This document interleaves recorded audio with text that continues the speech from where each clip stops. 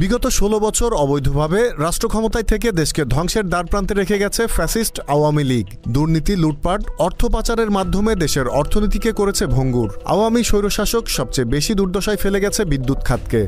Quick rental বিদ্যুৎ কেন্দ্র স্থাপনের নামে অদক্ষ কোম্পানিকে কাজ দিয়ে ধ্বংস করা হয়েছে এ খাতকে। বেশিরভাগ কুইক রেন্টাল বিদ্যুৎ কেন্দ্রে বিদ্যুৎ উৎপাদন না হলেও ক্যাপাসিটি চার্জের নামে তারা লুটে নিয়েছে লক্ষ কোটি টাকা। আর এ টাকার একটা অংশ গেছে শেখ হাসিনার পরিবার সহ আওয়ামী নেতাদের পকেটে। এছাড়া আদানির কাছ থেকে উচ্চ মূল্যে বিদ্যুৎ কেনার নামেও হয়েছে লুটপাট।